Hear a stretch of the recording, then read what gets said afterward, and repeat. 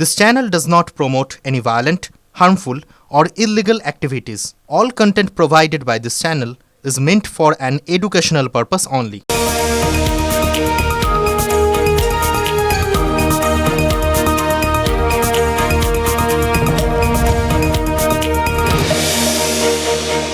কিছু কিছু জিনিস আছে যে জিনিসগুলো না মানে যতবার দেখুন যত দিন পর দেখুন তার ঐতিহাসিক প্রেক্ষাপটটা ফের আপনাকে নাড়িয়ে দিয়ে যায় এবং ঐতিহাসিক প্রেক্ষাপট সেটা বিভিন্ন যুগে বিভিন্ন সময় স্থান কাল পাত্র বিশেষে হয়তো বদলে বদলে যায় বাকি জিনিসগুলো, কিন্তু আসল জিনিসটা মূলগত ব্যাপারটা সেটা হয়তো সব ক্ষেত্রে সব জায়গার জন্য অদ্ভুতভাবে একই তাৎপর্য বহন করে নিয়ে আসে। খ্রিস্টপূর্ব 30 অব্দে রোমের সম্রাট অগাস্টাস সিজারের সঙ্গে মিশরের রানী ক্লিওপেট্রার এই কথোপকথনটা কোন প্রেক্ষাপটে? যখন অগাস্টাস তিনি মিশর দখল করে নিয়েছেন আর তারপর তাকে শর্ত দিচ্ছেন। এবার এই ঘটনাটাকে নিয়ে এই যে দৃশ্যটা সেটা 1963 সালের ক্লিওপেট্রা ছবির সেখানে সেটা তৈরি হয়েছিল। কিন্তু দেখুন গোটা ব্যাপারটা মানে সিনেমাটা 63 বছর আগে, ঘটনাটা তারও কতদিন আগে, খ্রিস্টের জন্মের আগে, কিন্তু অদ্ভুতভাবে বাংলার পরিস্থিতির সাথে কোথাও তার একটা বিল পেয়ে যাবেন না। ভাবুন তো, দেখবেন পাবেনই পাবেন। ওই বললাম অগাস্টাস সিজার তিনি মিশর দখল করেছিলেন, নরেন্দ্র মোদী তিনি বাংলা দখল করেছেন। বাংলার বর্তমান পরিস্থিতিকে মিশরের দৃশ্যপটে ফেলে যদি আলোচনা করি তাহলে আপনারা কিন্তু অদ্ভুত সেই তাৎপর্যের মিলটা দেখতে পাবো। কেন বলছি ব্যাখ্যা করি।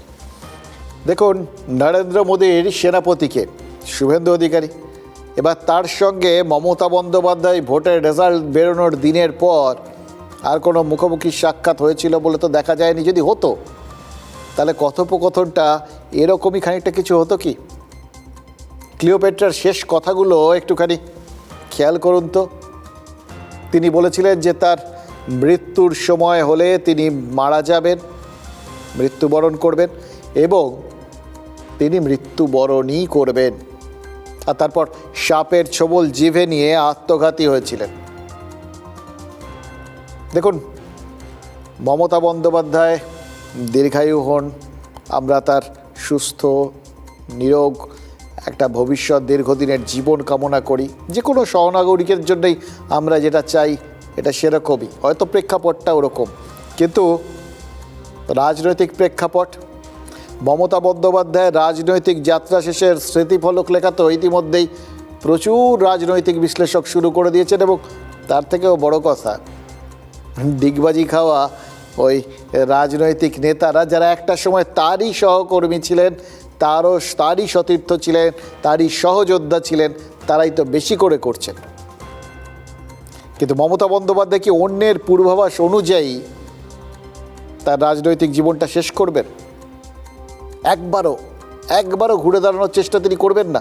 এটা কিন্তু একটা বড় প্রশ্ন, সবার মনের মধ্যে এটাই ঘুরপাক খাচ্ছে। এটা তো সত্যি যে রাজনৈতিক জীবনে এরকম কোণঠাসা পরিস্থিতিতে তিনি সম্ভবত কখনো পড়েননি। যখন কংগ্রেসে ছিলেন, যখন তিনি একটা কোণঠাসা জায়গায় চলে গেছিলেন কংগ্রেসের অভ্যন্তরীণ রাজনীতিতে, বিশেষ করে সোমেন মিত্রর সঙ্গে তার সেই সংঘাত, সেখান থেকে বেরিয়ে সেই তো তৃণমূল কংগ্রেসের জন্ম দিয়েছিলেন, অর্থাৎ একটা অন্য রাস্তা খুঁজে বার করেছিলেন ঘুরে দাঁড়ানোর। কিন্তু এবার বেরোবেন কি? ভোটের ফল বেরোনোর পর ঘর থেকে তো মাত্র একবারই তিনি বেরিয়েছেন, একবারই বাড়ির বাইরে পা রেখেছিলেন। হাইকোর্টে ভোট পরবর্তী হিংসার অভিযোগে মামলা করতে গেছিলেন। সেখানে সেই যে তাকে সওয়ালের থেকেও বেশি চোর চোর স্লোগান নিয়ে আলোচনাটা হয়ে গেল। সবার মুখে মুখে ওই বিষয়টাই ঘুরে ফিরে এলো যে এই প্রথমবারের জন্য মমতা বন্দ্যোপাধ্যায় এরকম ব্যারাকিংয়ের সামনে পড়লেন, এরকম ধোনির সামনে পড়লেন। এই কথাগুলো তাকে এতদিনে কোনো দিন শুনতে হয়নি।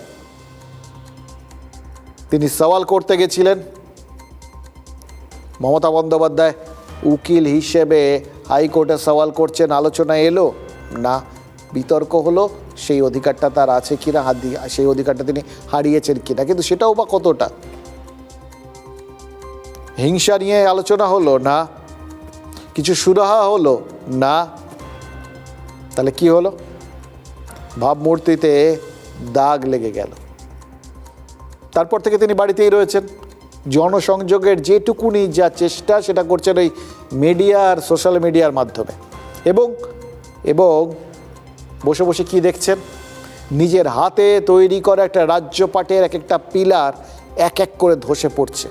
দেখছেন তিনি বিভিন্ন জায়গায় তার সাজানো সেই যে প্রাসাদ, তার একটার পর একটা যেভাবে পিলারগুলো ধসে পড়ছে, যেভাবে এপাশ থেকে পলেস্তারা খসছে, ওপাশ থেকে পলেস্তারা খসছে, তাকে দেখে আপনাদের ওই জলসাঘরের ছবি বিশ্বাস বলে যদি কারোর মনে হয়, তাহলে তিনি খুব ভুল বলবেন। একটা কথা বলুন তো, ঘরের মধ্যে বসেই কি এই মুহূর্তে তিনি গেরুয়া ঝড়ের ধ্বংসলীলাই দেখতে থাকবেন, নাকি বাড়ির বাইরে পা রেখে ঝড়ের সঙ্গে ঝগড়া করার দুঃসাহস দেখাবেন? এই প্রশ্নটা কিন্তু এখনও রয়েছে মানুষের মনে। ঠিক যেভাবে 2011 সালে যখন তিনি বামফ্রন্টের 34 বছরের শাসনকালটাকে শেষ করে ক্ষমতায় এসেছিলেন, তখন মানুষজনের মধ্যে সব থেকে বড় আলোচনা ছিল এবার বামেদের ওই বিরোধী চেহারাটা দেখবে মানুষ। যারা বামপন্থী মানসিকতায় বিশ্বাস করতেন, সমর্থক ছিলেন, যারা অতীত প্রেমী, তারা বলতেন বামপন্থীরা ওই বিরোধী হিসেবে দুর্দান্ত, এতদিন ধরে 34 বছর ধরে শাসন করছেন, তো ওই জন্য কেউ টের পায়নি, এইবার টের পাবে। তারপর 15 বছর কেটে গেছে।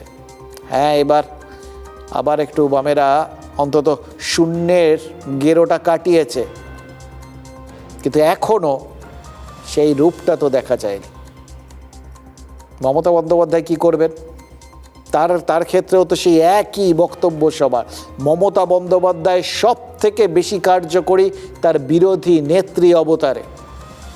এইবার তিনি তো বিরোধী নেত্রী, একদম আগমার্কা বিরোধী নেত্রী হয়ে গেছেন।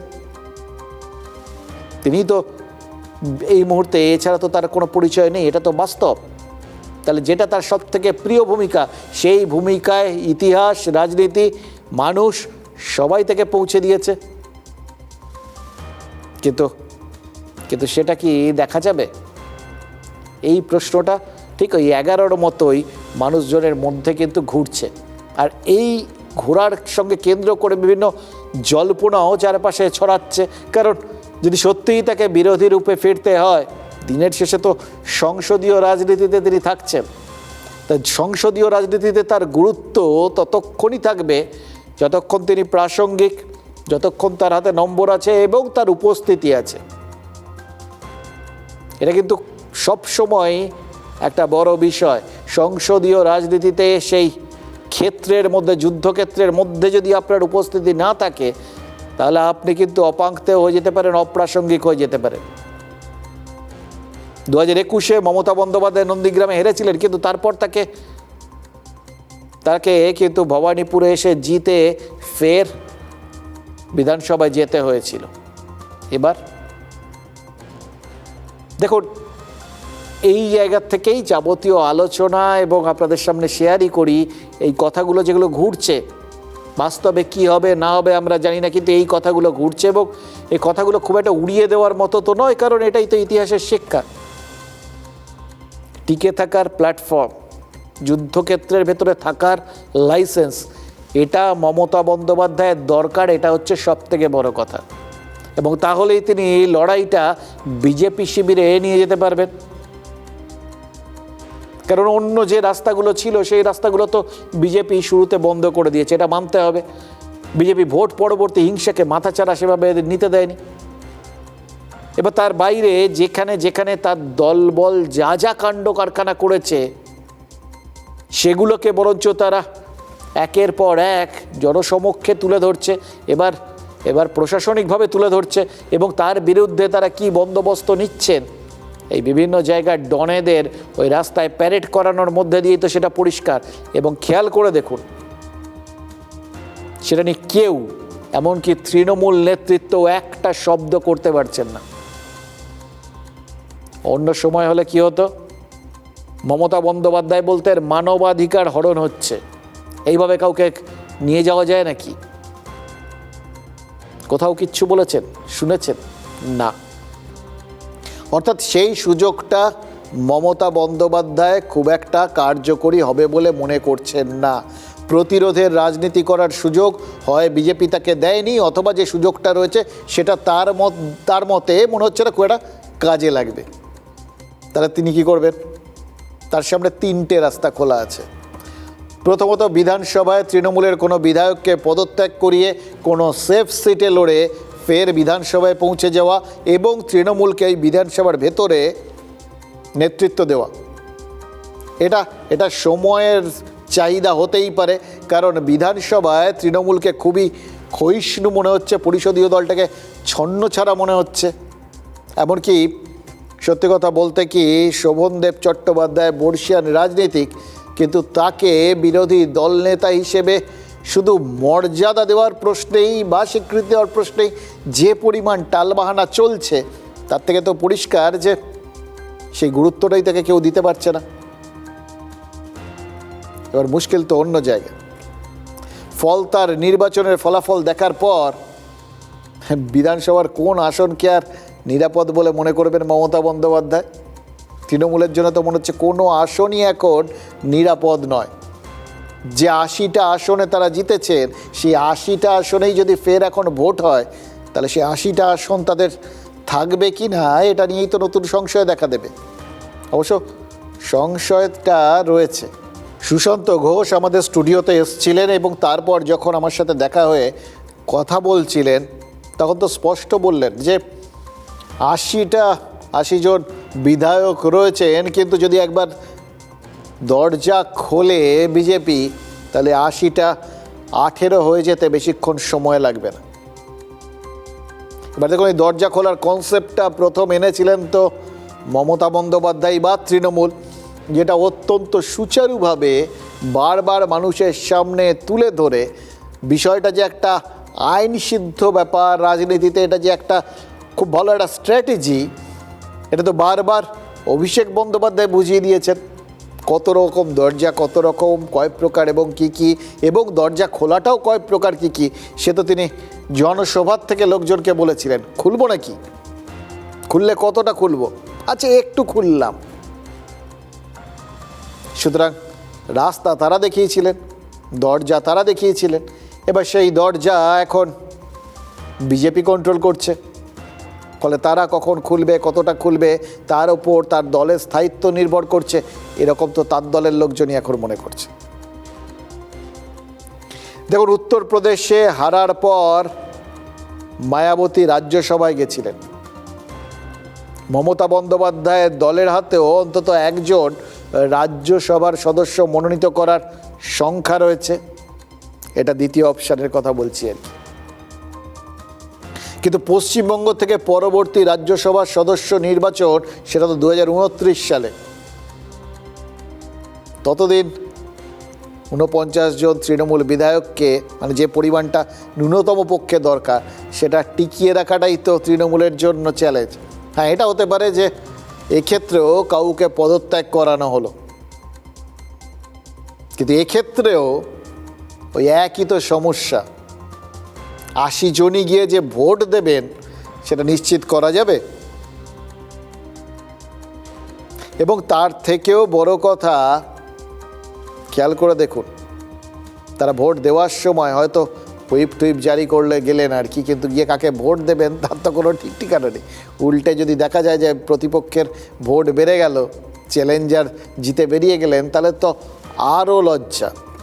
ফলে এই জায়গাটাও কিছুতেই শ্রেয় বলে মনে হচ্ছে না।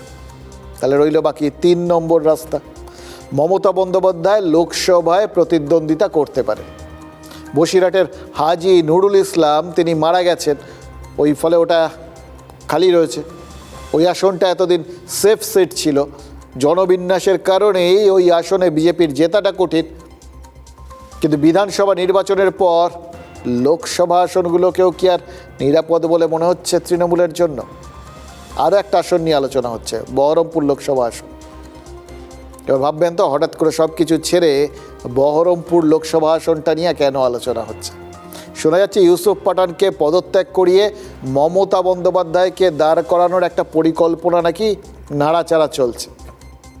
কিন্তু ইউসুফ পাঠান, প্রথম কথা, তিনি সুবোধ বালকের মতো আসনটা ছেড়ে দেবেন কিনা তাই নিয়ে অনেকের সংশয় রয়েছে। আর ইউসুফ পাঠান যদি আসনটা ছেড়েও দেন, বহরমপুরে অধীর চৌধুরী কি মমতা বন্দ্যোপাধ্যায়কে জিততে দেবেন? তারও তো পুরনো রাগ রয়েছে, পুরনো হিসেব মেটানোর রয়েছে। কিন্তু ঘটনা হচ্ছে, যদি এই বহরমপুরের নামটা মনের মধ্যে এসে থাকে তাহলে সেটা ওই কংগ্রেসের অঙ্কেই হয়েছে। কংগ্রেসের সঙ্গে তৃণমূলের এই পরিস্থিতিতে কি কোনো জোট হতে পারে? একদিকে সংখ্যালঘু ভোট আর আরেকদিকে কংগ্রেসের সমর্থন। তাহলে যে সংখ্যালঘু ভোটটা একটু ভেঙে যাওয়ার মতো পরিস্থিতি তৈরি হয়েছিল, সেটাও তো একজোট হয়ে যেতে পারে। এইভাবেই কি ওই লোকসভায় যাওয়ার রাস্তা খুঁজতে চান মমতা বন্দ্যোপাধ্যায়? এগুলো সব আলোচনা, এগুলো হচ্ছে না হয়নি জানি না। তৃণমূলের অন্দর থেকেই বিভিন্ন লোকজনই বক্তব্যগুলো চারপাশে ছুঁড়ে ছুঁড়ে দিচ্ছেন আর কি। আমরা লুফে নিচ্ছি, আপনাদের সামনে তুলে ধরছি। এবার লোকসভায় যাওয়াটা মমতা বন্দ্যোপাধ্যায়ের জন্য আরও বেশি শ্রেয় এই জন্যে, বিধানসভায় গেলে তাকে তো দেখতে হবে তার সাজানো বিধানসভায় দাঁড়িয়ে রাজত্ব চালাচ্ছেন শুভেন্দু অধিকারী, যিনি ভোটের বাজারে তাকে অপ্রাসঙ্গিক করে দিতে চান। আর লোকসভায় সেক্ষেত্রে তিনি যদি চলে যেতে পারেন তাহলে কিন্তু সর্বভারতীয় ক্ষেত্রে, কারণ এখানে যতই তিনি বিধানসভায় যান, ওই পরের 5 বছরের মধ্যে তো কোনোভাবেই শুভেন্দু অধিকারীকে বা বিজেপিকে ধাক্কা দেওয়ার কোনো সুযোগই পাবেন না। কিন্তু লোকসভায় যদি যান, সেখানে নরেন্দ্র মোদীর সাথে টক্কর দেওয়ার একটা সুযোগ আছে। সামনে তো আবার লোকসভা ভোটও আসবে কয়েক বছর পর, ফলে সেখানেও তার আগে নিজেকে জাতীয় রাজনীতিতে তিনি প্রাসঙ্গিক করে ফেলতে পারবেন। এবং সব থেকে বড় কথা, কংগ্রেস যদি ইন্ডি জোটের ভাবনাটাকে একটা রূপ দিতে চায়, যদি ভবিষ্যতের দিকে তারা তাকায়, তাহলে তারা হয়তো মমতা বন্দ্যোপাধ্যায়ের আহ্বানে সাড়া দিলেও দিতে পারে। মনে আছে আপনাদের 9 মে কালীঘাটের বাড়িতে রবীন্দ্র জয়ন্তী অনুষ্ঠানেই মমতা বন্দ্যোপাধ্যায় বিজেপি বিরোধী জোটের নিঃশর্ত আহ্বান জানিয়েছিলেন সবাইকে, বাম, অতিবাম, কংগ্রেস, কাউকে বাদ রাখেননি। যদিও বামেরা তৎক্ষণাৎ সেটা খারিজ করে দিয়েছিল, কিন্তু কংগ্রেস কি করে সেটার জন্য অপেক্ষায় থাকতে হবে। কারণ রাহুল গান্ধী এখনও মমতা বন্দ্যোপাধ্যায়ের পাশে দাঁড়ানোর বার্তাই দিয়েছেন, এবং তিনি কিন্তু একদিকে তৃণমূলের যেরকম এখন খড়কুটো ধরার মতো সামনে যাকে পাবেন তাকে ধরতে হবে, সেখানে কংগ্রেস অবশ্যই একটা বড় অপশান। ঠিক একইভাবে জাতীয় ক্ষেত্রে একটা ইন্ডি জোটটাকে বাঁচিয়ে রাখতে গেলে মমতা বন্দ্যোপাধ্যায়ের হাত ধরাটাও তো রাহুল গান্ধীর কাছে বাধ্যবাধকতা না হলেও একটা অপশান বলে বিবেচিত হতেই পারে। 4 নম্বরে এসে ঠেকেছে ফলতায়, জামানতটাও বাঁচাতে পারেন। অতএব এই পার্টির অবস্থা কোথায় হবে? সিপিএম এর চেয়েও খারাপ অবস্থা হবে। দেখুন প্রমাণ। প্রচার মাধ্যম আর প্রশাসন চলে গেল পরে তৃণমূল ফুস, তাই হচ্ছে। এগুলো বুঝতে সময় লাগে না। তৃণমূল দলটাকে টিকিয়ে রেখেছে, তৈরি করেছে আরএসএস, তাদের প্রয়োজন ফুরিয়ে গেছে, এখন ওই ছেঁড়া ঠোঙার মতো তাদের রাস্তায় ফেলে দেবে। তৃণমূল কংগ্রেস দলটাই থাকবে না, পিসি আর ভাইপো ছাড়া কেউ থাকবে না, আর ভাইপো থাকবে না, হয় বিদেশে পালাবেন, উনি জেলে যাবে। উনি লোকসভা নির্বাচন লড়বেন না, পাড়া শনি মন্দিরের নির্বাচন লড়বেন, সোনার ব্যাপার, আমি কি করতে পারি?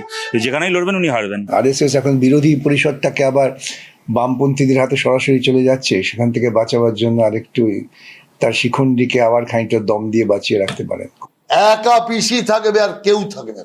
দেখুন, দুজন সম্পূর্ণ ভিন্ন আদর্শের রাজনৈতিক নেতা, রাহুল সিনহা আর বিকাশ রঞ্জন ভট্টাচার্য, দুজনের মতো করে ব্যাখ্যা করলেন, দুটো সম্পূর্ণ আলাদা লাইনে ব্যাখ্যা করলেন, কিন্তু মূল উপজীব্য তো এক, দলটা আর থাকবে না, এটাই তো তারা বলার চেষ্টা করলেন। দেখুন, এই ব্যাখ্যা বা এই ধরনের কথাবার্তা ভবিষ্যৎ সম্পর্কে এই রকম একটা চিন্তাভাবনা, এটা কিন্তু এই বিশ্লেষণটা কিন্তু বামেরা যখন শূন্য হয়ে গেছিল তখনও তাদের সম্পর্কে আসেনি। অথচ আজকে 80টা আসন নিয়ে বসা তৃণমূল সম্পর্কে এই বক্তব্যগুলো আসছে। এইখানটাতেই ফারাকটা। এবং এইটাই মমতা বন্দ্যোপাধ্যায়কে সব থেকে বড় চ্যালেঞ্জের সামনে ফেলে দিচ্ছে। 80 জন বিধায়ক থাকা সত্ত্বেও তার দলের স্থায়িত্ব নিয়েই প্রশ্ন উঠে যাচ্ছে। সেক্ষেত্রে মমতা বন্দ্যোপাধ্যায় কি করবেন? এই সবার ভবিষ্যৎবাণীগুলোকে সত্যি প্রমাণিত করে দাঁড়িয়ে দাঁড়িয়ে তার রাজনৈতিক বানপ্রস্থের ভবিষ্যৎটা দেখবেন, নাকি আবার নিজের মতো করে তিনি ঘুরে দাঁড়ানোর চেষ্টা করবেন? দেখুন, মমতা বন্দ্যোপাধ্যায় রোববার আবার কালীঘাটে পরিষদীয় দলের বৈঠক ডেকেছেন। রোববার বিকেল 4টায় বৈঠকটা ডাকা হয়েছে। এবার এই নিয়ে বললেই আপনারা এখন সত্যি কথা বলতে কি, এখন মানুষজন মমতা বন্দ্যোপাধ্যায়ের দল কি করছে, তাদের কর্মসূচি কি আছে, এই নিয়ে খুব যে ভাবিত। যদি জনমানসের কথা বলেন, সত্যি কথা বলছি, আমাদের সাংবাদিকদের কাজ হচ্ছে জনমানসের প্রতিফলনটা তুলে ধরা এবং আপনাদের সেটা জানানো। এবার এতক্ষণ ধরে আমি মমতা বন্দ্যোপাধ্যায়ের কথা বললাম বলে আপনারা হয়তো ভাবছেন যে এই মুহূর্তে সত্যিই তো 80টা বিধায়ক রয়েছে, অবশ্যই প্রধান বিরোধী দল, সুতরাং তৃণমূল অবশ্যই প্রাসঙ্গিক, এটা নিয়ে আলোচনা হওয়া উচিত। তার মানে মানুষজনের মধ্যে গোটা বিষয়টা রয়েছে। সত্যি কি আছে? নাকি এখন মানুষজনের মধ্যে যেটুকুনি উৎসাহ রয়েছে এটা জানার আবার কে ধরা পড়লেন, আবার কে গ্রেফতার হলেন, অথবা আবার কে পদত্যাগ করলেন, এটাই তো এখন চারপাশে সব থেকে আলোচনা। তৃণমূল আলোচনায় আছে, কিন্তু অন্য কারণে, ভুল কারণে, যে কারণটা মমতা বন্দ্যোপাধ্যায় একদমই পছন্দ করবেন না। তার মধ্যেও তিনি 1 মাসে 3বার বিধায়কদের বৈঠক যে ডেকেছেন, এটা যেরকম ঘটনা এবং এটাও তাৎপর্যপূর্ণ। কেন এত ঝটপট, কেন বারবার এরকম বৈঠক ডাকছেন? একটা হতে পারে যে তিনিও বিশ্বাস করছেন যে দলটাকে প্রতি মুহূর্তে গাইড করতে হবে, যেহেতু তিনি বিধানসভার ভেতরে থাকছেন না, ফলে প্রতি মুহূর্তে কীভাবে লড়াই করবেন তার জন্য ট্রেন করে ভোকাল টনিক দিয়ে চাঙ্গা করবেন তিনি, এটা ভেবে থাকতে পারেন। আর দ্বিতীয়ত, শোভনদেব চট্টোপাধ্যায়ের ওপর তিনি ভরসা রাখতে পারছেন না। তাকে বিরোধী দল নেতা মনোনীত করেছে দল, কিন্তু দেখুন ওই যে বললাম, পাত্তাই পাচ্ছেন না, এখন তো ঘরই পাননি। স্পিকারের ঘরের সামনে আজকে দীর্ঘক্ষণ দাঁড়িয়েছিলেন। কে ছিলেন? শোভনদেব চট্টোপাধ্যায় আর কুণাল ঘোষ। পরে তারা দাঁড়িয়ে থাকতে থাকতে মাটিতে বসে পড়েন। প্রশ্ন তো অন্য জায়গায়, এবং ওখান থেকেই আপনারা ইঙ্গিত পাবেন কেন মমতা বন্দ্যোপাধ্যায় বারবার বিধায়কদের বৈঠক ডাকছেন। 80 জন বিধায়ক খাতায় কলমে, কিন্তু মাত্র 2 জন স্পিকারের ঘরের সামনে পৌঁছলেন কি করে? বাকিরা কোথায় ছিলেন? পরিস্থিতি এমন যে এটা নিয়েও তো রাজনৈতিক মহলে হাসি ঠাট্টা শুরু হয়ে গেছে। মমতা বন্দ্যোপাধ্যায় নাকি প্রত্যেক বৈঠকে গুনে গুনে দেখছেন কজন রইলেন। কারণ কালকেই শুভেন্দু অধিকারীর ওই প্রশাসনিক বৈঠকে একাধিক বিধায়ক যোগ দিয়েছেন। আপাতত প্রশাসনিক বৈঠকে যোগ দিচ্ছেন, মানসিকভাবে কে কখন যোগ দিয়ে দেন সেটা তো কেউ বুঝে উঠতে পারছেন না। সংশয় ঘুরে বেড়াচ্ছে চারপাশে। এই যে সন্দীপন সাহা, ঋতব্রত বন্দ্যোপাধ্যায়, এরা স্পিকারের ঘরে গেছিলেন। সন্দীপন সাহা আবার এন্টালির বিধায়ক হওয়ার পাশাপাশি কাউন্সিলরও। তিনি 22শে মে ক্ষণিকের শান্তি দিয়েছিলেন মমতা বন্দ্যোপাধ্যায়কে ওই তার বাড়িতে উপস্থিত হয়ে। কিন্তু তারপর আরও 109 জন কাউন্সিলর ছিলেন, কিন্তু সেদিনই কলকাতা পুরসভায় যে অধিবেশনটা ডাকা হয়েছিল তাতে 136 জনের মধ্যে মাত্র 96 হাজির হয়েছিলেন। পরে মমতা বন্দ্যোপাধ্যায়ের বাড়িতে 110 জন হয়তো পৌঁছন, কিন্তু এরপর তো তারা বিভিন্ন দিকে বিভিন্ন রকমভাবে ছিটকে যাচ্ছেন। দেবলীনা বিশ্বাস পদত্যাগ করেছেন, অরূপ চক্রবর্তী পদত্যাগ করেছেন, ওই যা নামগুলো বলছি, সুশান্ত ঘোষ পদত্যাগ করেছেন। ফলে এই যে নামগুলো বলছি, এই নামগুলো তো বাড়ছে ক্রমশ। এরপর না মমতা বন্দ্যোপাধ্যায়কে আবার কাউন্সিলরদের নিয়ে রোজ বৈঠক ডাকতে হয়। এই বৈঠক ডাকাগুলো না একটা রোল কলের মতো হয়ে গেছে, জানেন তো। কিন্তু ওইভাবে অ্যাটেন্ডেন্স নেওয়াটা একদিকে ভালো, খাতায় কলমে অ্যাটেন্ডেন্স পড়ে, কিন্তু এখানে প্রক্সি দেওয়ার সুযোগ না থাকলেও কলেজ লাইফের কথা যদি আপনারা সবাই মনে করেন, তাহলে আপনাদের কিন্তু অনেকেরই মনে পড়ে যাবে, কারোর কারোর তো স্কুল লাইফের কথা মনে পড়ে যাবে, যে ওই অ্যাটেন্ডেন্সটা তো প্রথম পিরিয়ডে দেওয়ার পর স্কুল বা কলেজ কেটে সিনেমাতেও তো বহু লোক চলে যেতেন, কেউ খেলতে যেতেন। ফলে একইভাবে ওখানে অ্যাটেন্ডেন্স দিয়ে অন্য কোথাও কেউ চলে যাবেন না, তার কোনো গ্যারান্টি আছে? এই যে ধরুন ওই যারা যারা বিভিন্ন সময় তার সঙ্গে ছিলেন, 108 নম্বর ওয়ার্ডের কাউন্সিলর সুশান্ত ঘোষ, দেবলীনা বিশ্বাসের পর যিনি দ্বিতীয় বড় চেয়ারম্যান, যিনি ইস্তফা দিলেন। অভিষেক বন্দ্যোপাধ্যায়ের বাড়িতে পুরসভার নোটিশ সাটানোর ঘটনায় দলীয় চাপের মুখে পড়ে দেবলীনা ইস্তফা দিয়েছিলেন, কিন্তু তাতে কি কিছু কমলো? বিড়ম্বনা কি কমিতেছে?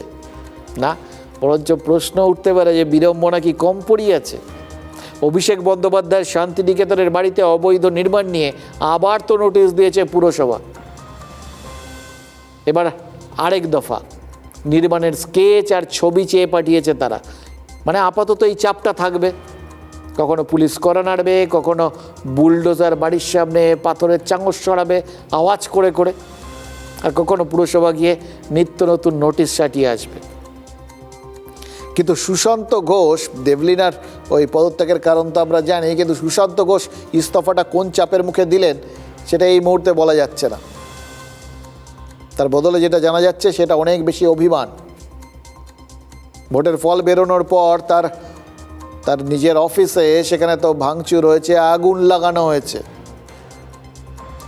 এবং তার ইঙ্গিত তো সেক্ষেত্রেও তার দলেরই লোকজনের দিকে, এবং সেক্ষেত্রে বরঞ্চ বিজেপির লোকজন তাকে বাঁচিয়েছে বলে শোনা যাচ্ছে, তারও সেরকমই বিশ্বাস। এবার কে কাকে কোথায় বাঁচাচ্ছে তার উপরে আবার অনেক কিছু নির্ভর করে, জানেন তো, কোথায় অভিমান আর কোথায় কৃতজ্ঞতা, এর ওপরেই তো অবস্থান নির্ভর করে। কসবাতেও বাবু সোনা আর পাপ্পু সোনার, মানে সোনা পাপ্পু আর কি, তাদের অবৈধ নির্মাণে বুলডোজার চলেছে। এই বুলডোজার নিয়ে বড় চেয়ারম্যানের ওপর কোনো চাপ ছিল কি না সেটা আমরা জানি না, কিন্তু মোদ্দা কথা হচ্ছে যে সুশান্ত ঘোষের ক্ষেত্রে অভিমানটা, অবশ্য অভিমান দেবলীনারও রয়েছে, এক একজন এক একটা কারণে। সুশান্ত ঘোষের অভিমান ওই বললাম, আক্রান্ত হওয়া, ভোটের রেজাল্টের পর দলের নেতাদের টিকি খুঁজে না পাওয়া, বিজেপির সাহায্যে ঘর ছাড়া কর্মীদের ঘরে ফেরাতে হওয়া, এগুলো তো তিনি বলেছেন। মানে বিজেপিকে সার্টিফিকেট দিচ্ছেন আর দলের নেতাদের শূন্য দিচ্ছেন, আপনি শূন্য পেয়েছেন। আর সরকার হিসেবে সুশান্ত ঘোষ অভিমান করে আছেন এখনও, এবং সেই অভিমানটাকে যদি আপনারা নম্বর বলে ধরেন তাহলে তো সেখানে শূন্যই হবে, কারণ ভর সন্ধে তাকে গুলি করে হত্যা করার চেষ্টা হয়েছিল, অথচ দলের সরকার, তার দলের সরকার সেই সময় ছিল, এই তদন্ত এগিয়ে নিয়ে যাওয়ার কোনো চেষ্টাই করেনি। এখন বিজেপির কাছে বিচারের দাবি জানাচ্ছেন তৃণমূল কাউন্সিলর, বুঝতে পারছেন? দ্বিতীয় উইকেট আজকে পড়েছে অরূপ চক্রবর্তী, তিনি 98 নম্বর ওয়ার্ডের কাউন্সিলর, পুরসভার অ্যাকাউন্টস কমিটির থেকে তিনি সরে দাঁড়িয়েছেন, এমনকি দলের মুখপাত্র পদ থেকেও সরে দাঁড়াতে চেয়েছেন। জানি না কলকাতা পুরসভার অ্যাকাউন্টসের খাতা নড়াচড়ার কোনো পরিকল্পনা বা সম্ভাবনা রয়েছে কিনা, কিন্তু অরূপ চক্রবর্তী আগে ভাগেই তাহলে কমিটিটা ছাড়লেন কেন? এটা কি তাহলে বার্তা? এটা তার অভিমানের বহিঃপ্রকাশ? মানে ভাবুন, তৃণমূলে এত অভিমানী রয়েছে, এটা বিজেপি যদি না জিততো তাহলে বোঝা যেত কি? ও তার থেকেও বড় কথা, মানুষের মানে সঙ্গে একটা সংযোগ থাকা দরকার। ওই বলা হতো যে 2011 সালে বামেদের সাথে নিচুতলার মানুষের সংযোগটা নষ্ট হয়ে গেছিল, ফলে মানুষ মনে মনে কি চাইছেন তারা সেটা ধরতেই পারেননি। তৃণমূলের ক্ষেত্রে তাহলে কি পতনটা অবশ্যম্ভাবী ছিল? কারণ মানুষ তো ভুলে যান, দলের নেতাদের সঙ্গেই তাদের যোগাযোগটা কি কমে গেছিল, তারা দলের নেতাদেরই মন কি বুঝতে পারেননি? নাহলে জানতে পারতেন দলের নেতারা কত অভিমানী। মানুষের রায়কে মাথা পেতে নিতে হয়, মানুষের ম্যান্ডেটকে মাথা পেতে নেওয়াটাই গণতন্ত্রের শিষ্টাচার। আমরা কিন্তু হারিনি, আমাদের 100 সিট জোর করে লুট করা হয়েছে। হারটাকে স্বীকার করতে হবে। আজকে যদি আমি হার স্বীকার না করি তাহলে আগের জেতাগুলো মিথ্যে হয়ে যাবে। অরূপ চক্রবর্তী আলপিন টু এলিফ্যান্ট, যে কোনো ইস্যুতে দলের হয়ে ব্যাট চালিয়েছেন এতকাল। ভোটে হারার পরেও মমতা বন্দ্যোপাধ্যায়ের বাড়িতে বৈঠকে থেকে ঘুরে দাঁড়ানোর কথা বলে যাচ্ছিলেন অরূপ চক্রবর্তীর মতো হাতে গোনা কয়েকজনই। কিন্তু সপ্তাহ দুয়েক যেতে না যেতেই একে একে নিভিছে দেউটি। মিউনিসিপ্যাল অ্যাকাউন্টস কমিটি থেকে ইস্তফা দিয়ে দলের বিরুদ্ধে বিস্ফোরক অরূপ। মানুষের ম্যান্ডেট মান্যতা দিতে হবে। আজকের এই রেজিগনেশন, এটা শুধুমাত্র একটা পদ থেকে রেজিগনেশন না, এটা একটা প্রতীকী একটা মানসিক অবস্থা। হারটাকে স্বীকার করতে হবে। আজকে যদি আমি হার স্বীকার না করি তাহলে আগের জেতাগুলো মিথ্যে হয়ে যাবে। ২১-এর জয়টা যেরকম জয় ছিল, ১৬-র জয়টা যেরকম জয় ছিল, তেমনি ২৬-এর হারটা বা ২৪-এর জয়টাও যেরকম জয় ছিল, ২৬-এর হারটাও হার। প্রথমত এটাকে মানতে হবে, মানুষের রায়, গণতন্ত্রে মানুষের উপরে কেউ নেই। মানুষ যখন রায় দিয়েছে বিরোধী জায়গায় থাকবার, তাহলে সেই রায়কে মান্যতা দিতে হবে। মানুষ এখন রায় দিয়েছেন যে বাপু তোমাদের এই মুহূর্তে আর এইভাবে কাজ করার প্রয়োজন। মানুষের রায়কে মাথা পেতে নিতে হবে, সেই রায় মাথা পেতে নিচ্ছি। যারা মাথা পেতে নিচ্ছেন না, উট পাখির মতো বালিতে মুখ গুজে থাকলে ঝড়কে আটকাতে হবে। উট পাখিটাকে, নির্বাচনের রায় কে মানেননি, কেই বা ইস্তফা দেননি। সূত্রের খবর, অরূপ চক্রবর্তীর তীর মেসিকে জড়িয়ে দলের মুখ পোড়ানো অরূপ বিশ্বাসের দিকেও। ওরা কর্মীরা রয়েছে, নেতারা ময়দান করে পালিয়ে রয়েছে। এখন যতই দলের শীর্ষ নেতৃত্ব পক্ষ থেকে বার্তা দেওয়া, ওটার জন্য দেখতে পাচ্ছি না। আমাদের যারা ভিভিআইপি নেতা মন্ত্রী ছিলেন তাদের কাউকে দেখতে পাচ্ছি না। এদিকে 12 নম্বর বড় চেয়ারম্যান পদ থেকে ইস্তফা দিয়েছেন তৃণমূল কাউন্সিলর সুশান্ত ঘোষ। তাঁর অভিযোগ, একাধিকবার তাঁর বিরুদ্ধে হামলা হলেও দল সঠিক বিচার করেনি। আর সেই বিচারের আবেদন মুখ্যমন্ত্রী শুভেন্দু অধিকারীর কাছে করেছেন সুশান্ত ঘোষ। করতাম, দলের একটা অংশ ছিলাম, প্রশাসনের একটা অংশ ছিলাম, কখনো মুখ ফুটে একটা প্রতিবাদ করতে পারিনি। কিন্তু আজকে আমি নতুন মুখ্যমন্ত্রী এসছেন, তার কাছে অনুরোধ করব, প্রকৃত তদন্ত করে যদি প্রকৃত দোষীকে খুঁজে পাওয়া যায় তাহলে তার কাছে আমি কৃতজ্ঞ থাকব। ইতিমধ্যেই 9 নম্বর বড় চেয়ারম্যান দেবলীনা বিশ্বাস ইস্তফা দিয়েছেন। সূত্রের খবর, অভিষেক বন্দ্যোপাধ্যায়ের বাড়িতে পুরো নোটিশের পর দলের চাপের কারণেই ইস্তফা দিয়েছিলেন তিনি। কলকাতা পুরসভার আরেক বড় চেয়ারম্যান 123 নম্বর ওয়ার্ডের তৃণমূল কাউন্সিলর সুদীপ পল্লেকে জমি দখল, তোলাবাজি সহ একাধিক অভিযোগে গ্রেফতার করেছে পুলিশ। সূত্রের খবর, মমতা বন্দ্যোপাধ্যায় ধৃত কাউন্সিলরের পাশে থাকার নির্দেশ দিয়েছিলেন। উল্টে 58 নম্বর ওয়ার্ডের সন্দীপন সাহার মতো কাউন্সিলররা দলের পাশে নেই বলেই কানাঘুষো শোনা যাচ্ছে। আমরা ওদের কাউকে নিয়ে ভোট করব না। 3 থেকে 77 হতে এমনি আমাদের পুরনো স্বভাব আর বেশ। দেখুন, সুশান্ত ঘোষের কথাটা শুনলেন, যিনি নিজের দলের মুখ্যমন্ত্রীর উপর ভরসা না রেখে এখন বিজেপির মুখ্যমন্ত্রীর ওপর ভরসা রাখছেন, তাহলে মানুষজন যে তার দলের মুখ্যমন্ত্রীর ওপর ভরসা না রেখে বিজেপির মুখ্যমন্ত্রীর ওপর ভরসা রেখেছেন, এটাই তো স্বাভাবিক। আর সজল ঘোষের কথাটা শুনে তো পাকিস্তান মুসলিম লীগের কথা মনে পড়ে গেল। নেতাদের এই একটা বিষয় না অসাধারণ, জাস্ট জানেন তো, একটা মন্তব্য করে 1000টা রেফারেন্স মনে করিয়ে দেন। সজল ঘোষ কী বললেন একবার খেয়াল করে দেখুন। আপাতত কাউকে যোগদান করিয়ে কোনো কিচ্ছু দখল করার দরকারই নেই, ওটা এমনিই হয়ে যাবে। হ্যাঁ, কেন বললেন আর কেন রেফারেন্সটা মনে পড়লো? আপনাদের মনে আছে পাকিস্তান স্বাধীন হওয়ার পর ইসলামাবাদের শাসন ক্ষমতায় কে এসেছিল? পাকিস্তান মুসলিম লীগ, সর্বেসর্বা সেই মোহাম্মদ আলী জিন্নাহ। এবার বিরোধী দল বলতে তখন আওয়ামী মুসলিম লীগ, মানে পরবর্তী আওয়ামী লীগ। প্রায় 11 বছর একটানা শাসন ক্ষমতায় ছিল পাকিস্তান মুসলিম লীগ। জিন্নাহ, লিয়াকাত আলী, খাজা নাজিমুদ্দিনের মতো শাসক নেতারা দুটো জিনিস করে গেছিলেন এই পুরো 11 বছর ধরে। এক, চূড়ান্ত খাওয়া খেই মানে দুর্নীতি, আর 2, উত্তরাধিকারের নামে নিজেদের মধ্যে লড়াই। এবারে খেয়াল করে দেখুন, সাম্প্রতিককালে তৃণমূলের বিরুদ্ধে সব থেকে বেশি অভিযোগ কি উঠেছে? সংখ্যালঘু তোষণ। আর খেয়াল করে দেখুন, তৃণমূলের গুণ বলতে গেলে এই যে মুসলিম লীগের যে জিনিসগুলো, পাকিস্তান মুসলিম লীগের যে জিনিসগুলো সবার চোখের সামনে আসছে, চোখ বন্ধ করলে সেই দুটোই সবার আগে মনে পড়বে। সে সময় পাকিস্তানের বিরোধী রাজনৈতিক দলকে ক্ষমতা দখলের জন্য আলাদা করে কিছু করতেই হয়নি। 11 বছর পরে জিন্নার পার্টি সেই যে ধ্বংস হয়েছিল, নিজেরা লড়াই করেই ধ্বংস হয়েছিল। তারপরে কখনো ঘুরে দাঁড়াতেই পারেনি। আমাদের রাজ্যে বিজেপি ক্ষমতা আসার পর দলে যোগদানের গেটটা আপাতত তো বন্ধ করে রেখেছে। একটা হালকা শর্ত শোনা যাচ্ছে যে ভালো তৃণমূলীদের নেওয়া হতে পারে। এবার প্রশ্ন আসবে, ভালো তৃণমূলী কারা? যারা তৃণমূলকে গালবন্ধ করবেন। এটা এটা বিজেপি বলে দেয়নি, এটা যারা ভালো তৃণমূলী হতে চাইছেন তারা নিজেরা ঠিক করে নিয়েছে। মানে ভেতরে ভেতরে তাগিদটা এত বেশি, ওই কি শর্ত আসবে সেটাও মানে ওই বলে না পরীক্ষা দিতে বসেছেন এত উদ্গ্রীব যে প্রশ্নপত্র আসার অপেক্ষা করেননি, যা যা ভেবে রেখে দিয়েছেন সেটাই লিখতে শুরু করে দিয়েছেন। এই হচ্ছে প্রায় সেরকম ব্যাপার।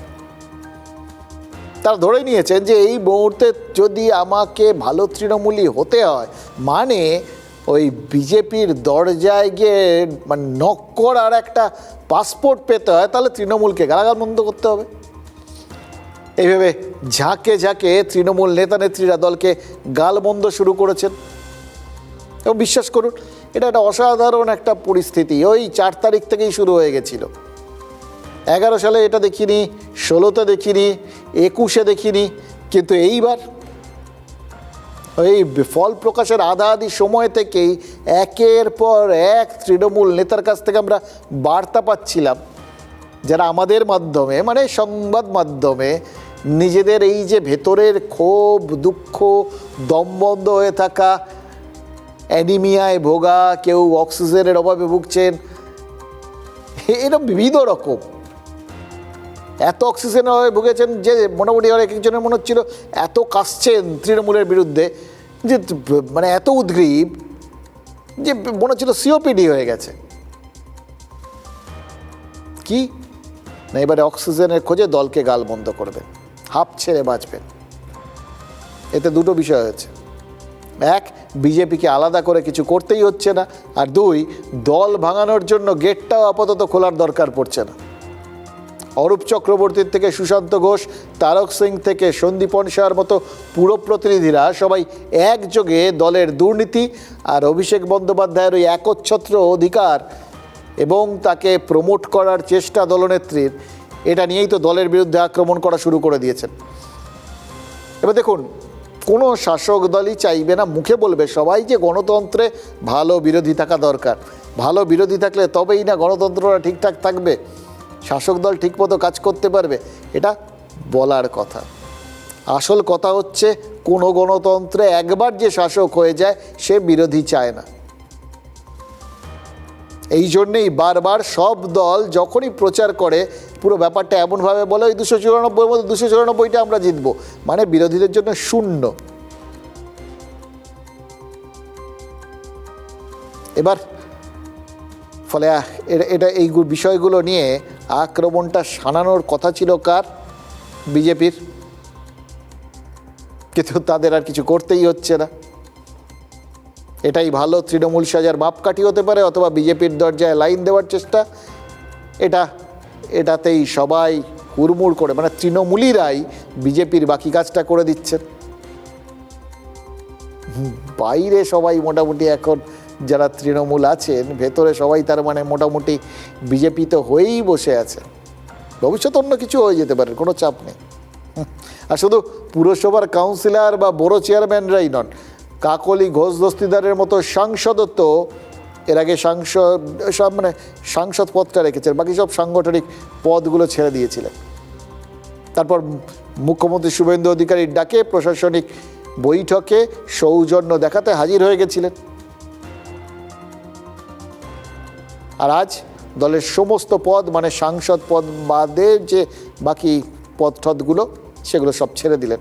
এ কথাটা যেখানে বললেন সেখানে অভিযোগটা কি তুললেন? দলেরই অন্য আরেকজন সাংসদের বিরুদ্ধে তার প্রতি অশালীন ব্যবহার, অসভ্যতার অভিযোগ তুললেন। এর আগে তুলেছিলেন আইপ্যাকের খবরদারির বিরুদ্ধে। তাহলে দুটো মিলিয়ে কি দাঁড়ালো দলের একজন মহিলা সাংসদ, যিনি দলের চিফ হুইপ পর্যন্ত ছিলেন, তিনি প্রকাশ্যে জানাচ্ছেন যে তাদেরই দলের সাংসদরা এরকমই চরিত্রের, যে তারা মহিলা সাংসদের শালীনতা রক্ষা করেন না, তাদের প্রতি অশালীন ব্যবহার করেন, অন্যায় শব্দ ব্যবহার করেন। বুঝতে পারছেন দলের বিজ্ঞাপনটা কোনখানে রয়েছে? এরপরেও দলটা যে এখনো টিকে থাকছে, এটাই তো অবাক হওয়ার মতো ব্যাপার। আরও একটা ব্যাপার খেয়াল করুন, কাকলি ঘোষ দস্তিদার অব্যাহতি চেয়ে চিঠি দিয়েছেন কাকে? সুব্রত বক্সিকে। আর অরূপ চক্রবর্তীরা মেয়র ফিরহাদ হাকিমকে। আচ্ছা একটা কথা বলুন তো, সুব্রত বক্সি বা ফিরহাদ হাকিম এরাই নিজেরা দলে এই মুহূর্তে কোন জায়গায় রয়েছেন? সুব্রত বক্সি বা ফিরহাদ হাকিমদের দল বাঁচানোর কোনো তাগিদ বা ক্ষমতা বা উদ্যোগ কোনোটা কি চোখে পড়ছে? নাকি তারাও মনে মনে ভাবছেন যে ঠিক কাকে চিঠি দিয়ে ছেড়ে দেওয়া কে দেওয়াছি বলবেন? বিশেষ করে ফিরহাদ হাকিম, তিনি এখন মেয়র রয়েছেন, কলকাতা পুরসভার মেয়র। যে কলকাতা পুরসভার 101টা কাউন্সিলর পদই যদি আপনারা এই বিধানসভার ফলাফলটাকে ধরেন তাহলে গেরুয়া হয়ে গেছে। অর্থাৎ এই মুহূর্তে বিধানসভা ভোটের ফলাফলের ভিত্তিতে তিনি ওখানে সংখ্যালঘু হয়ে গেছেন। অনেকেই বলবেন যে সেক্ষেত্রে তো নৈতিক দায়িত্ব নিয়ে তার ওই পদটা ছেড়ে দেওয়াই উচিত। এবার কি ছাড়বেন, কি হবে না হবে, ছাড়বেন কি না, তো পরের প্রশ্ন। কারণ এখনও তারা বলবেন যে সত্যি তো আগের ভোটে মানুষজন তো আমাদের কাউন্সিলরদেরই জিতিয়েছিলেন, সুতরাং সেই সংখ্যাটা তো আমাদের আছে। কিন্তু মুশকিলটা অন্য জায়গায়, মানে খাতায় কলমে যেটা আছে সেটা আসলে আছে কিনা সেটা তো পুরোটাই সংশয়ে ভরা। এরকম সংশয়ে ভরা পরিস্থিতিতে আপনি কিভাবে গুনবেন? সব মিলিয়ে একদম পুরো গোলমেলে পরিস্থিতি, জানেন তো। তো এবার গোটাটাই যা হচ্ছিল এতদিন ধরে একতরফা, মানে ঝাঁকে ঝাঁকে তৃণমূলের নেতা নেত্রীরা তৃণমূলকেই নিশানা করছিলেন। দল তাতে শুরুতে মনে করেছিল যে না, এটা শৃঙ্খলা বিরোধী কাজ হয়ে যাচ্ছে, সেটাকে একটু এখানেই গোড়াতেই থামিয়ে দেওয়া দরকার। সুতরাং শুরুতে সাসপেনশনের পথে হেঁটেছিল, শাস্তি দিচ্ছিল। এখন তো সেই ঝুঁকি নেওয়ার সাহসটাও আর দেখাতে পারছে না, কারণ তাহলে ঢাকি সমেত বিসর্জন হয়ে যাওয়ার আশঙ্কা। এবার কে কার হাতে বিসর্জন যাবেন, কে কাকে বিসর্জন যাবেন, এটাই তো বড় প্রশ্ন হয়ে দাঁড়িয়েছে। সবাইকে বার করে দিলে দলের নেতৃত্বর হাতে দলটা বিসর্জন।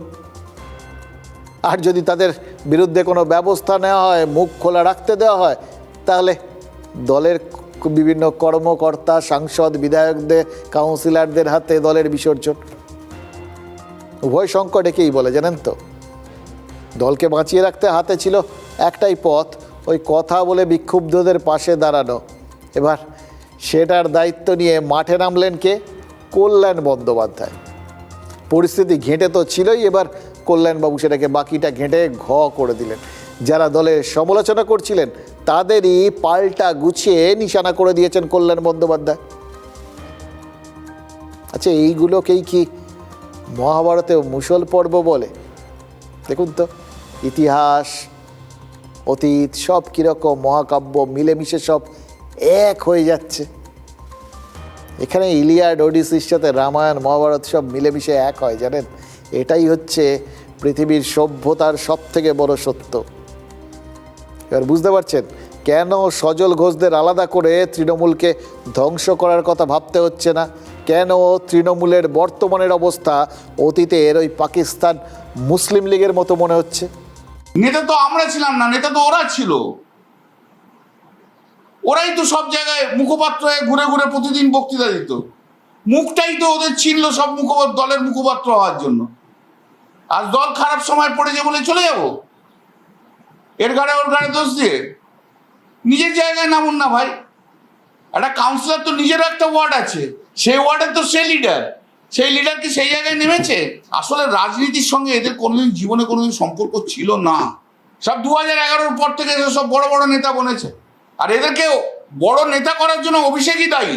বিগত কয়েক বছরে যে বৈভব, যে অস্বচ্ছতা, যে দুর্বৃত্তায়ন ঘটেছিল তাতে আমার কোনো সহমত ছিল না, এবং সেটা নিয়ে আমার অনেক বাতানুবাদ হয়েছে বিভিন্ন স্তরে।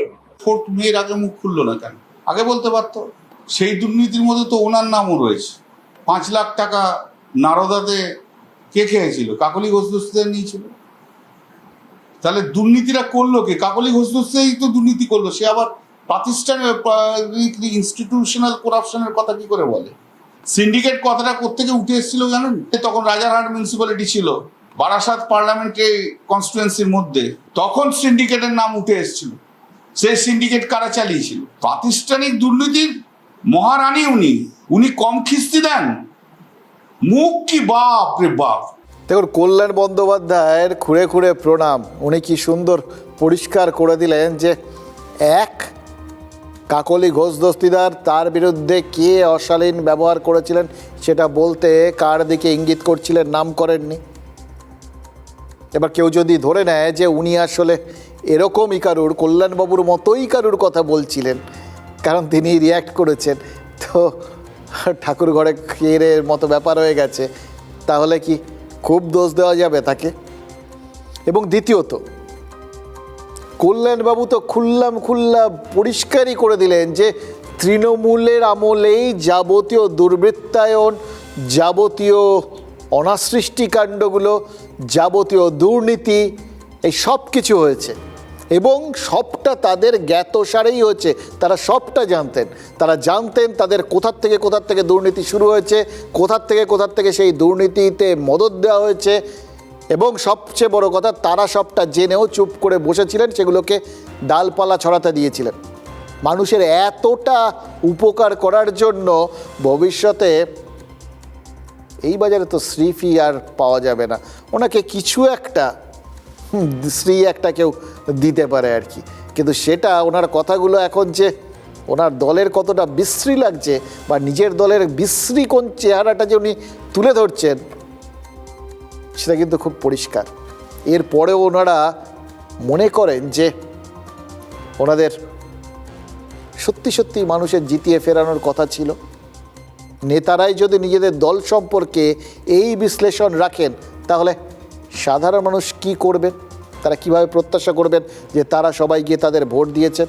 এগুলো কথাগুলো বলার পর ভবিষ্যতে আর কোনো ভোটে একটা দল কিন্তু আছে, ভবিষ্যতে ভোট আছে, হয়তো পুরো ভোট থাকবে সামনে, হয়তো কোনো উপনির্বাচন থাকবে, সেগুলোকে তারা ভোট চাইতে পারবেন? সেই নিজেদের মুখটা তারা রাখছেন নাকি ধরে নিয়েছেন আর ভোট চাইতে হবে না, এর পরের ভোটগুলোর আগেই ভোট চাওয়ার পর্বটা শেষ হয়ে যাবে? এগুলো সাধারণ মানুষ হিসেবে সাধারণ মানুষের প্রশ্ন। আমার ধারণা তৃণমূল সমর্থক বা কর্মকর্তা বা কর্মী যারা জান প্রাণ দিয়ে সত্যি পার্টিটাকে ভালোবেসেছেন, তাদের মনেরও প্রশ্ন অস্বীকার করা যাবে? দেখুন, শুভেন্দু অধিকারী কাল কল্যাণীর ওই প্রশাসনিক বৈঠকে বলেছেন সব তৃণমূল বিধায়ককে সব সরকারি অনুষ্ঠানে ডাকা হবে আর বিশেষ সাংসদকে ডাকা হবে। বলছিলাম কালকে আপনাদের, এই বিশেষ শব্দটা তিনি বিশেষভাবে উচ্চারণ করেছেন, কারণ ওই বিশেষ তালিকায় নিশ্চিতভাবেই অভিষেক বন্দ্যোপাধ্যায় থাকবেন না। এবার আজকে ভাবছিলাম বিশেষ সাংসদ হবেনটা কারা?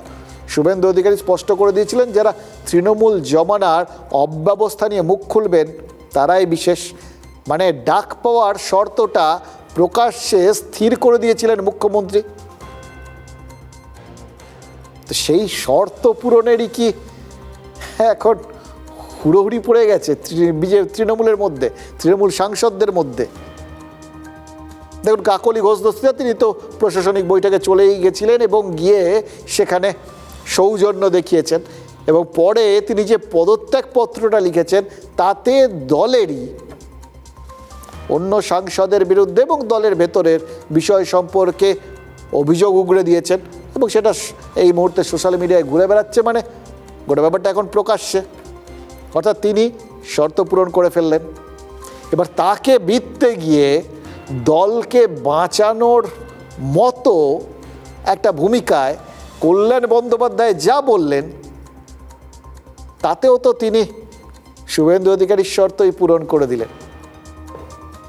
ওই যারা তৃণমূল জমানার অব্যবস্থা নিয়ে মুখ খুলবেন তারাই বিশেষ, তাহলে কল্যাণ বন্দ্যোপাধ্যায় বিশেষ হয়ে গেলেন। দেখুন, কোন কান থেকে কে যে কি চেষ্টা করেন কিছুই তো বোঝা যায় না। এবং এটা পরিষ্কার যে সাংসদ না হলেও এখন বাকিদের মধ্যেও তো যেহেতু শর্ত একটা পাওয়া গেছে, একটা রাস্তা পাওয়া গেছে, সবার মধ্যেই বিশেষ হওয়ার চেষ্টা দেখা যাচ্ছে। ধরুন শান্তনু সেন সাংসদ নন, বিধায়ক নন, এখন কাউন্সিলরও নন, আরজিকর কাণ্ডের সময় থ্রেট সিন্ডিকেটের বিরুদ্ধে মুখ খুলে সাসপেন্ড হয়ে গেছিলেন। ভোটের ঠিক আগে সাসপেনশন উঠেছিল এবং সেই সময় সাসপেনশন ওঠাটা তিনি একটা বড় প্রাপ্তির মতো করে ভেবেছিলেন। কিন্তু ভোটের ফলের পর ওই সাসপেনশন থাকা আর না থাকার তো কোনো মানেই হয় না। একান্ত অনুগত ব্রিগেডের সৈনিকরাও তো পটাপট মুখ খুলে সাসপেন্ড হয়ে যাচ্ছেন, যেচে সাসপেন্ড হচ্ছেন। তাহলে শান্তনু সেন তিনি আর সাসপেনশন নিয়ে ভয় পাবেন কেন? সে ভয়ে কম্পিত নয় এমর হৃদয়। তার বোধহয় শুভেন্দু অধিকারী স্পেশাল অফারটা মনে ধরে গেছে। সাংসদদের ওই প্রশাসনিক বৈঠকে ডাক পাওয়ার অফার যেটা দিয়েছেন শুভেন্দু, ওই যে বললাম একটু আগে, তৃণমূল জমানাকে দুষলে হয়তো বিজেপির খিড়কি দরজাটা খুলে গেলেও যেতে পারে। তাই শান্তনু সেন আরজিকরের ফাইলটা নতুন করে খোলাকে সমর্থন করেছেন। মানে ফাইল খুলতে বলে দরজা খুলতে বলছেন কি কে জানে। কিন্তু তিনি যে দাবিটা তুলেছেন তার মানে কি? আরজিকরে তিলোত্তমার ধর্ষণ আর খুন নিয়ে মমতা বন্দ্যোপাধ্যায়ের পুলিশ যে তদন্ত করেছিল তাকে তো নাকচ করে দিলেন শান্তনু সেন। পুলিশ দফতর মমতা বন্দ্যোপাধ্যায়ের হাতে ছিল, অভিযুক্ত পুলিশ কর্মীদের পাশে মমতা বন্দ্যোপাধ্যায় নিজে দাঁড়িয়েছিলেন। সেখানটায় যাবতীয় তীরটা যদি ওই দিকেই তিনি চালিয়ে দেন, তাহলে তো দলের সেই সময় আরও কি কি কাণ্ড কারখানা হয়েছিল, প্রত্যেকটা ক্ষেত্রেই তাদের দল সম্পর্কে, তাদের সরকার সম্পর্কে যে যে ভূমিকাগুলো নিয়ে প্রশ্ন উঠেছিল সেগুলো সবকটাই যথার্থ ছিল বলে তিনি মেনে নিলেন এবং সেটা হাট করে খুলে দিলেন। প্রশ্ন একটাই, এর ফলে কি ওই বিশেষ হওয়ার শর্ত পূরণ হলো নাকি আরও মুখ খুলতে হবে? আর একটা বিষয় আছে জানেন তো, স্টাইল আপনা আপনা বলে না, সেরকম আর কি। এই মুখ খোলার ব্যাপারটা তো দেখলাম, কিন্তু মুখ বন্ধ করলেও কি পদ্মের করুণা হতে পারে? কেন বলছি? ইন্দ্রনীল সেনের দিকে তাকান। প্রত্যেকটা সভা অনুষ্ঠানে মমতা বন্দ্যোপাধ্যায়ের গানে যিনি গলা মেলাতেন, যার গানের ওই অতীত এবং এখন পুরোটাই অতীত, কিন্তু অতীত এবং বর্তমান মানে দুটো সময়ের সঙ্গে ওই ডুয়েটগুলো শুনতে শুনতে লোকজন মেলাতে গিয়ে কীরকম খাবি খেয়ে যেতেন, ভোটের পর তিনি হঠাৎ যেন তীর বেধা পাখি হয়ে গেছেন, গান আর গাইছেন না।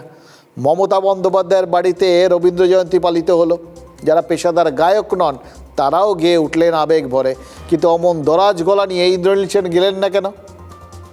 শুধু কি গলা খোলা? গলা বন্ধ, দরজাটাও বন্ধ করে দিয়েছে। হরিশ চ্যাটার্জি স্ট্রিটে যখন স্মার্ট ব্যারিকেড বসানো ছিল তখন ইন্দ্রনীল সেন কত যেতেন। ব্যারিকেড সরে গেছে, মানুষজন অবাধে যাচ্ছে, ইচ্ছে মতো যাচ্ছে, কিন্তু ইন্দ্রনীল সেনকে আর দেখা যাচ্ছে না। প্রশ্ন করলে বলছেন তিনি তো বিধায়ক ছিলেন, সংগঠক নন, তাই জনসংযোগে থাকার প্রয়োজন তার নেই। ভাবুন, একজন জনপ্রতিনিধি যিনি এতদিন ছিলেন, মন্ত্রী ছিলেন, তিনি বলছেন জনসংযোগের প্রয়োজন নেই, জনগণের সাথে সংযোগ রাখার প্রয়োজন নেই। এদের জনগণ জনপ্রতিনিধি বানিয়েছিল।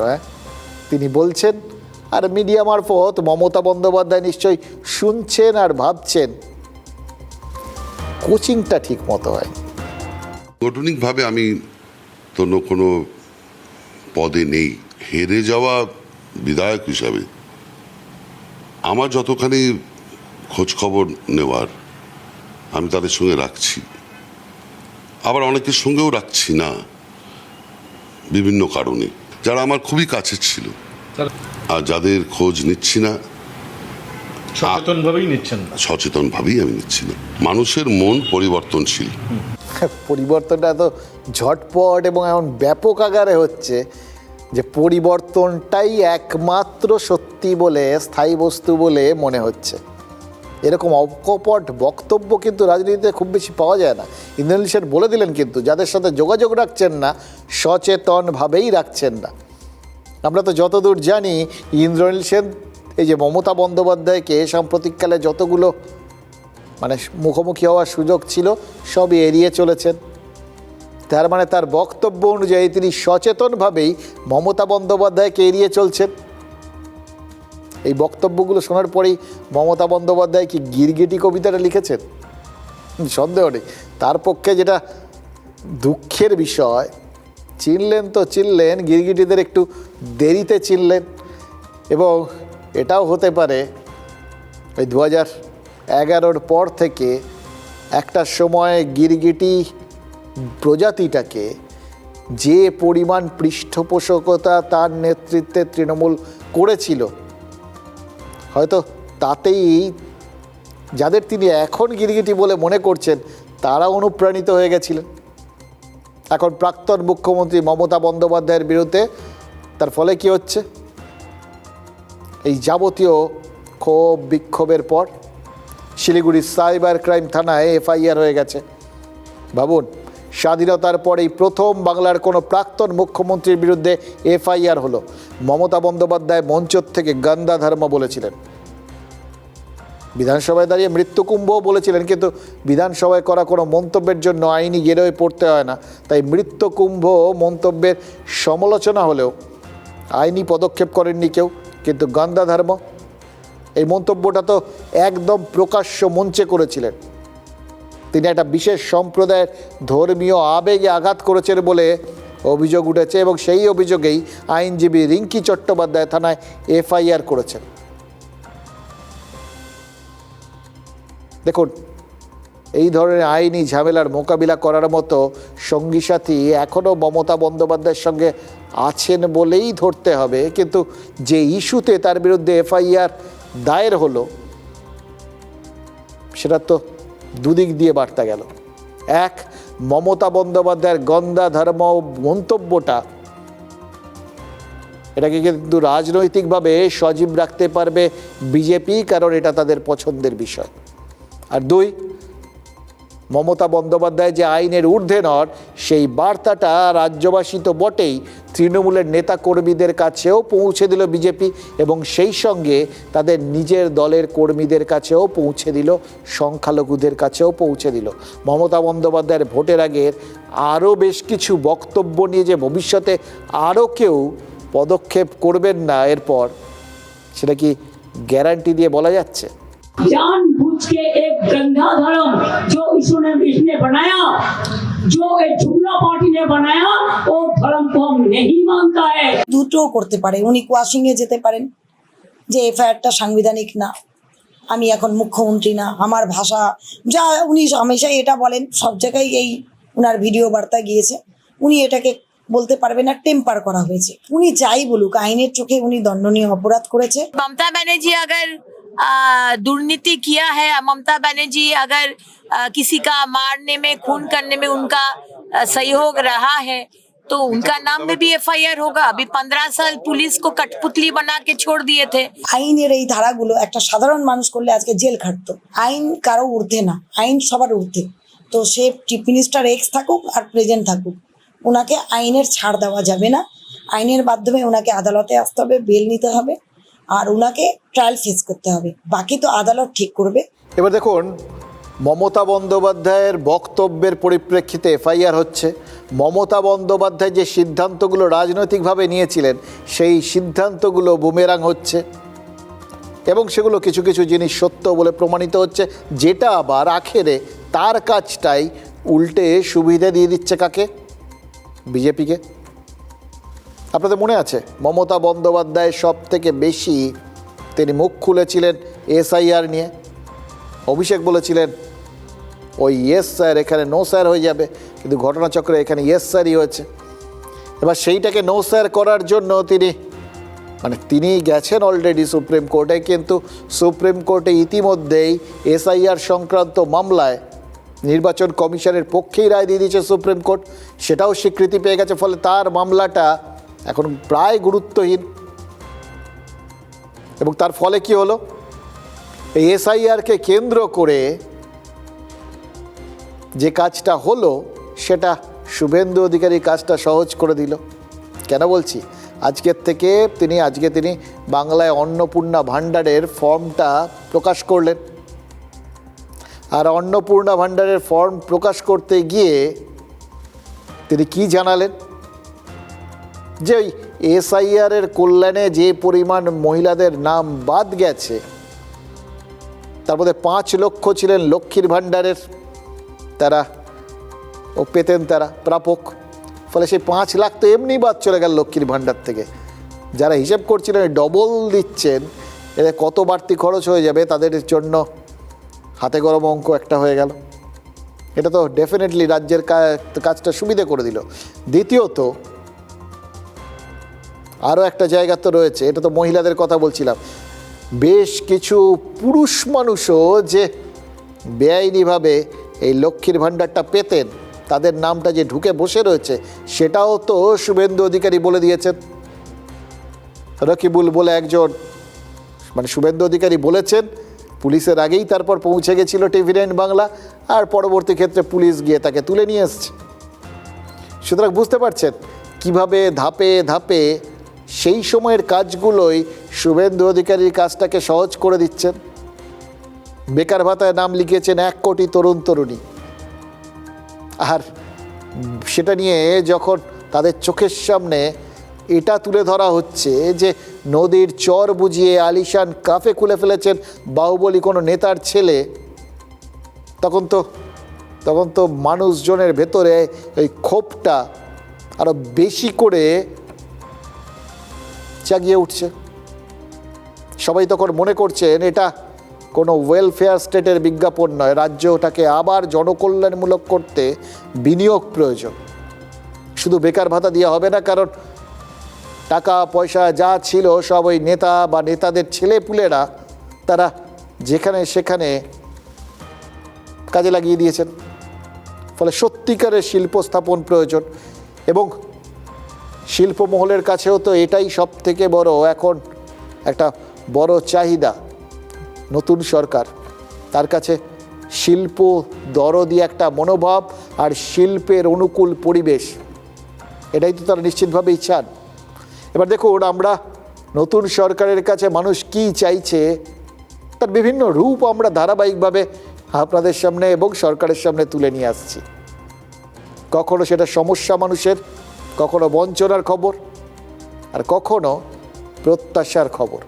আজ যেরকম বিশিষ্ট শিল্পোদ্যোগী সত্যম রায়চৌধুরীর সাথে কথা বলেছিলাম আমরা, তার সেই বিস্তীর্ণ একটা বক্তব্যের একটা অংশ আমরা তুলে ধরছি, এটা বোঝাতে যে শিল্পমহল ঠিক কি প্রত্যাশা করছে সরকারের কাছে। আমাদের একটা নতুন সরকার এসছে, আপনার মানে ধরুন সেই অর্থে উদ্যোগপতিদের একজন প্রতিনিধি হিসেবেই প্রত্যাশাটা কি? প্রত্যাশা এটাই যে আমরা যেন আরও ভালোভাবে আমরা কাজ করি।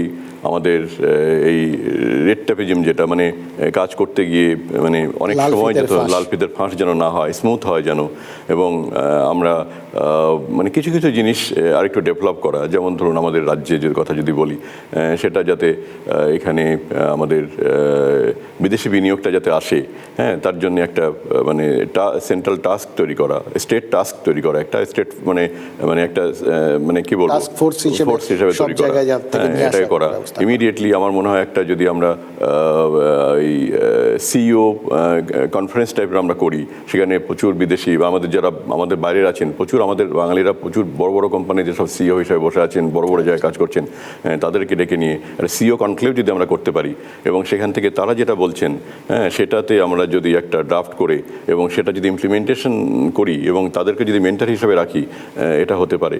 এটা তারপরে ধরুন এখন অনেক কিন্তু বাইরে থেকে এই যে এতে ইউএসএতে যেটা এই H1B ভিসা যেটা সেটাতে এখন ডিফিকাল্ট হচ্ছে, প্রচুর তারা ফিরে আসতে চাইছেন দেশে।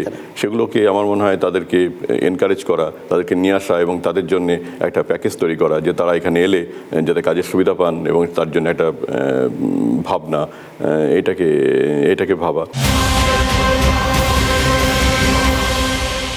দেখুন, সত্যম রায়চৌধুরী তিনি এখানকার উদ্যোগী বাঙালিদের মধ্যে অন্যতম, এবং এদের বক্তব্যগুলো ধরার জন্যই আমি কথাবার্তার এই উদ্যোগী বাঙালি একটা সিরিজও করছি আর কি। সত্যম রায়চৌধুরীর এই সম্পূর্ণ সাক্ষাৎকারটা দেখা যাবে আমাদের ইউটিউব চ্যানেলে, TV9 বাংলার ইউটিউব চ্যানেলে। এভাবেই সমাজের বিভিন্ন ক্ষেত্রে মানুষের অভাব, অভিযোগ, প্রত্যাশা এবং কোথাও গিয়ে সেই প্রত্যাশার সামনে প্রতিবন্ধকতা দেখলে আমরা কিন্তু নতুন সরকারের সামনে সেটা নিয়ে আসব। সরকার নতুন থাকা অবস্থায়, সরকার পুরনো হয়ে গেল।